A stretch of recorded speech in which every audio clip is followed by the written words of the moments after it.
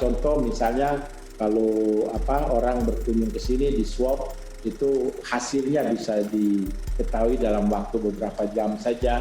Jadi prosesnya cepat begitu. Mereka cukup well prepared untuk so-called second wave begitu. Oke.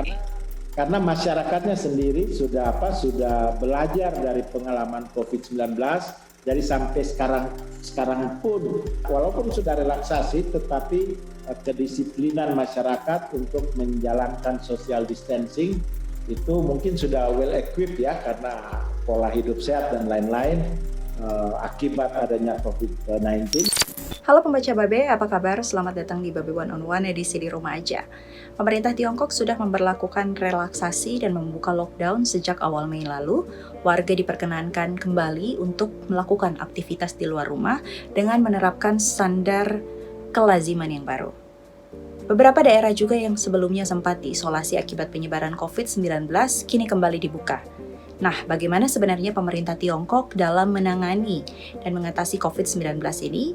Apa yang perlu dipelajari oleh negara-negara lain dalam penanganan COVID-19? Serta bagaimana standar kelaziman yang baru atau yang biasa disebut the new normal yang tengah berlangsung di Tiongkok? Saya akan berbincang bersama dengan Duta Besar Indonesia untuk Republik Rakyat Tiongkok, Johari Oratmangun. Tonton video ini sampai selesai. Halo Pak Johari Oratmangun, Pak Dubes, apa kabar Pak? Kabar baik Jessica, apa kabar di Jakarta? Sehat-sehat Pak. Semoga Bapak juga di sana dan tim keluarga besar kedutaan besar sehat-sehat ya Pak ya. Anyway, terima kasih banyak Pak sudah bersedia untuk diwawancara di Babe One on One. Dengan senang hati. Nah, Pak Johari, saya mau langsung aja sekarang. Pada saat ini, kira-kira bagaimana arah kebijakan pemerintah Tiongkok dalam mengimplementasi konsep new normal, Pak? Saya kira kalau dalam konteks COVID-19, memang karena yang lebih duluan itu di sini di Tiongkok, jadi saya cerita sedikit dulu mengenai ini. Aktivitas ekonomi, pusat-pusat produksi itu sudah dimintakan oleh pemerintah untuk mulai berproduksi lagi itu sejak akhir Februari. Menjelang Hari Buruh itu relaksasinya ditingkatkan lagi. Sebagai contoh, tetap social distancing, tetapi pusat-pusat objek turis itu sudah dibuka lagi dengan jumlah kunjungan terbatas. Misalnya contoh pada saat itu Tiananmen Forbidden City yang di Beijing biasanya per hari itu bisa menerima 80.000 pengunjung, tetapi sejak awal Mei kemarin itu hanya maksimum 5.000 per hari. Begitu juga di objek-objek wisata lainnya. Kemudian yang berikutnya misalnya ke restoran. Ke restoran misalnya daya tampung itu 100 orang, maka mereka hanya bisa maksimum menerima 50 orang. Tapi kemudian antar meja itu diukur jaraknya kurang lebih 1 meter. Kemudian sekarang sudah meningkat menjadi kurang lebih 75%. Jadi sebagian sudah melebihi 75% karena memang keadaan sudah jauh lebih membaik. Di seluruh Tiongkok sekarang saat ini tinggal kurang lebih 110 sampai 120 kasus saja. Tetapi di Beijing contohnya itu tinggal 3 saja dan semua kan di rumah sakit. Yang dikhawatirkan sekarang itu yang namanya imported case. Jadi kan mulai lagi orang-orang yang sedang berlibur dulu itu kembali. Nah, ada sebagian itu kan dari daerah yang sudah cukup signifikan terjangkit. Kalau terindikasi ada gejala kemudian itu ditampung. Tetapi memang masuk ke Tiongkok sekarang cukup ketat. Ini kemarin baru ada beberapa keluarga dari staf-staf KBRI yang pada saat di sini sedang puncak-puncaknya kembali ke Indonesia.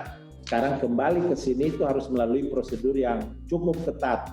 Misalnya kalau lewat Hong Kong dan stop di Hong Kong 14 hari karantina di Hong Kong. Masuk Beijing pemeriksaan di airport itu bisa 7 sampai 10 jam, lalu kemudian di swab semua, itu harus mengikuti karantina 14 hari plus 7 hari. Jadi 14 hari itu kalau sudah dikarantina di Hong Kong, itu di sini kemudian 14 plus 7 hari.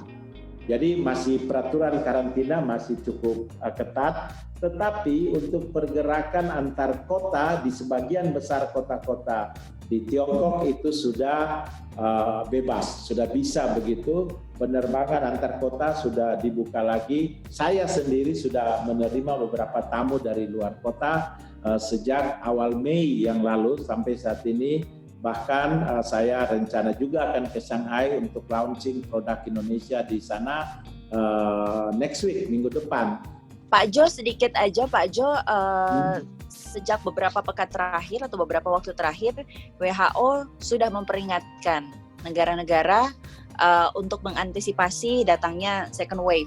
Bagaimana pemerintah Tiongkok dalam melakukan antisipasi terkait wave ini? Apalagi tadi kalau bisa kita mendengarkan penjelasan yang komprehensif dari Bapak, relaksasi sudah diberlakukan sejak ya cukup lama dan aktivitas di Tiongkok sudah berjalan kembali seperti biasa dengan tatanan-tatanan kelaziman yang baru. Saya kira mereka untuk saat ini well prepared ya untuk so-called second wave. Karena fasilitas rumah sakit di sini memadai, obat-obat juga sudah salah satu yang menonjol juga dari sini itu research untuk obat-obat dan vaksin. Kalau itu saya cukup paham karena saya sudah melakukan pembicaraan dengan mereka baik obat maupun vaksin untuk kepentingan kita. Jadi mereka sudah siap. Jadi rumah sakit siap, alkes yang terkait COVID.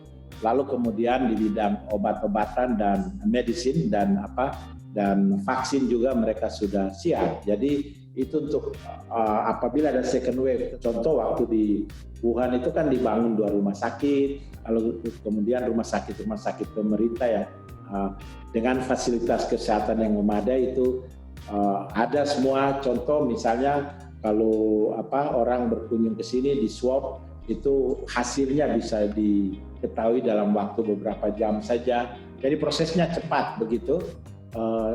Mereka cukup well prepared untuk so-called second wave begitu. Oke.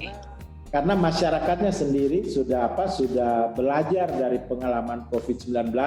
Jadi sampai sekarang pun walaupun sudah relaksasi tetapi kedisiplinan masyarakat untuk menjalankan social distancing itu mungkin sudah well equipped ya karena pola hidup sehat dan lain-lain akibat adanya COVID-19. Mungkin Pak sedikit kita belajar dari Tiongkok gitu. Yang bikin banyak orang penasaran adalah mengapa penerapan lockdown dan penanganan COVID-19 di Tiongkok itu bisa dikatakan berhasil. Saat ini sudah memasuki tahap recovery, sementara negara-negara lain masih struggling gitu Pak. Apa yang membedakan Tiongkok dan negara lain dalam penerapan lockdown dan juga penanganan COVID-19 ini? Saya kira salah satu yang membedakan karena di sini lebih duluan. Jadi seperti saya sudah sebutkan tadi setelah 93 hari baru relaksasi yang seperti sekarang yang kita nikmati. Yang kedua itu tidak lepas dari kebijakan pemerintah pusat di sini yang langsung melockdown epicenter daripada penyebaran COVID-19 itu di Wuhan dan Hubei. Lalu kemudian walaupun itu sudah ke provinsi-provinsi dan kota-kota lainnya, ini kan semua nggak siap sebenarnya untuk menghadapi COVID-19 situasi krisis. Tapi kemudian krisis itu bisa mereka ada krisis manajemennya, lalu ada krisis communication dalam pengertian bahwa pemerintah di sini itu langsung melakukan tindakan-tindakan baik dari pusat maupun sampai daerah, lalu kemudian komunikasi yang terbuka dengan masyarakat itu tidak hanya dengan masyarakat Tiongkok tapi juga dengan masyarakat internasional yang ada di sini termasuk kami komunitas diplomatik yang ada di sini itu kita diberikan nomor telepon 24 jam. Bisa dihubungi kapan saja, rumah sakit yang disediakan buat kita apabila ada yang terjangkit tanpa biaya dan lain-lain. Begitu juga untuk masyarakatnya. Lalu kemudian itu jadi mobilisasi tenaga medis dari provinsi-provinsi lainnya untuk segera melakukan hal tersebut. Ya, Pak, singkat aja mungkin untuk di bagian pertama ini, Pak, segmen 1 kita soal new normal di Tiongkok. Sedikit saja, Pak, apa saran yang harus dipelajari atau mungkin saran yang bisa dipelajari oleh Indonesia dalam penanganan COVID-19 ini belajar dari Tiongkok? Saya kira kita sudah mempunyai semua, pemerintah memberikan perhatian khusus prioritas. Saya baru tadi mendengarkan pidato Presiden juga pada saat perayaan hari kelahiran Pancasila. Satu mungkin yang bisa kita pelajari dari Tiongkok adalah kedisiplinan masyarakat dalam menjalankan hal-hal yang telah ditetapkan dan diputuskan oleh pemerintah. Itu saja, disiplin. Itu yang mungkin lesson learn yang bisa kita belajar dari Tiongkok.